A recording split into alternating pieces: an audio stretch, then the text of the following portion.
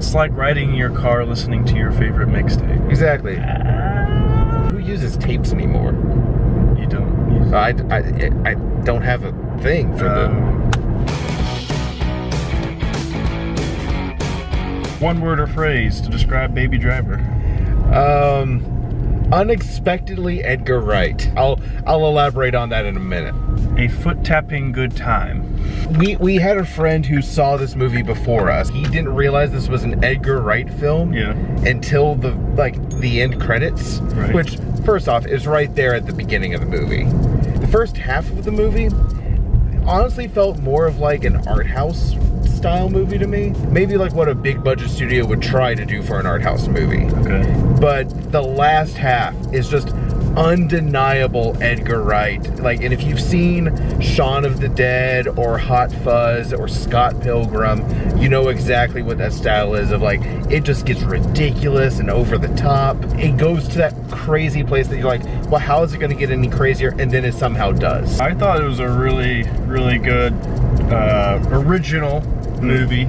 If you told me, hey, you're gonna watch this movie and pretty much music is gonna go on through the entire thing, I would probably be like, I don't know if that's the best idea. This is the only instance I think it could work. Yeah, like it was integral to the plot. Right. And then it imbued itself into the rest of the movie. So it all worked together. Different than other Edgar Wright movies, it doesn't have Simon Pegg in it, so number one. Oh no! It is somewhat of a detour, and it's a callback to a bunch of those older 70s style car-based movies. Movies such as Bullet or something will come up with an older audience that may go watch this. I enjoyed the young actor. I don't know his name and I can't pronounce it. He was the male lead in The Fault in Our Stars. But yeah, he did well. And then it has a great supporting cast. I mean, John Hamm, Jamie Foxx, Kevin Spacey. I mean, each character, while playing off a cliche, and then there's a twist to each one of them, and there's an interesting aspect to all of them, and it's very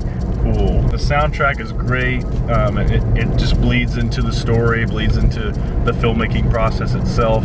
Edgar Wright is such a physical filmmaker. Everything has a point for every camera movement, and every cut and edit and transition further tells the story. Another breath of fresh air from franchise overload. A much needed breath. A much needed breath. How many mixtapes would you give this movie? I would seriously give this movie 4.5 mixtapes out of 5. I would agree with that. 4 and an A-side. Yeah, and an A-side, yeah. The music's great, the acting's great, the action is great, everything bleeds in together well. If you're an Edgar Wright fan, definitely go watch it. If you like car movies, go watch it. If you like just smaller, fun movies with some style to it, definitely go watch it. From a somewhat technical viewpoint, the fact that the movie is so well cut with the soundtrack, it definitely helps with keeping not just the pacing of the movie going, but just the entertainment. Like you